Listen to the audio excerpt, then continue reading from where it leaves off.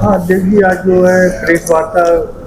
की है जी, किस विषय पर? आज हमारी भारतीय वैश्य महासभा की राष्ट्रीय कार्यकारिणी की आज बैठक हमारी बदायूं में हो रही है। इस बैठक में हम सब लोगों ने तय किया है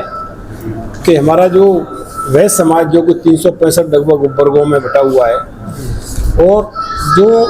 आबादी के हिसाब से अगर उत्तर प्रदेश देखा जाए तो लगभग 20% की आबादी का हमारा ये समाज है। लेकिन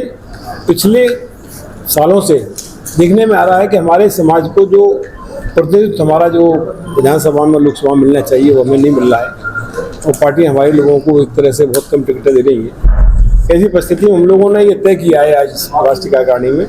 कि आने वाले चुनाव में उत्तर प्रदेश के अंदर कम से कम 150 सीटों पर हम अपने लोगों को चुनाव लड़ने का कार्य करेंगे। साथ ही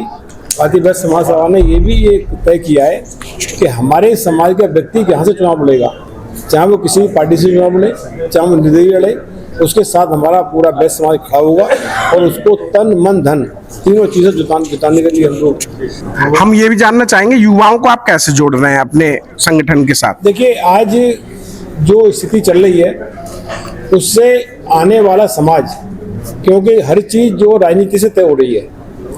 आपने देखा होगा कि सरकार जब जो चाहती है वो अध्यादेश निकाल देती है, चाहे वो कोई भवन हो, चाहे कोई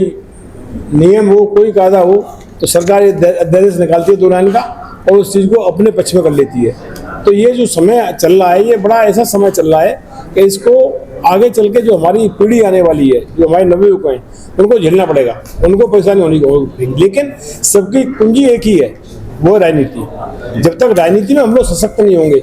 तो इसलिए मैं अपने जो नवयुवकों को सबसे कहना चाहूँगा कि वो लोग कम से कम हर घर से एक व्यक्ति राजनीति में आए और राजनीति में आकर के अपने समाज को आगे बढ़ाने का अगर कार्य करेगा तो मैं समझता हूँ बहुत ही रहेगा। और हमारा देश जो हमने वैश्य महासभा का जो गठन किया है, जिसके जो उद्देश्य हैं उन उद्देश्यों को पूरा करने में हम लोग कामयाब।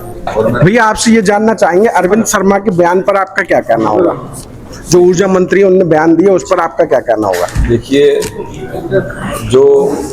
ऊर्जा मंत्री जी ने बयान दिया जी, वो उनका अति उत्साह में दिया गया बयान था और वो कहना कुछ और चाह रहे थे, कहा उन्होंने कुछ और। लेकिन उनके बयान पर हमारे भारतीय वैश्य महासभा के राष्ट्रीय अध्यक्ष आदरणीय रवि प्रकाश जी ने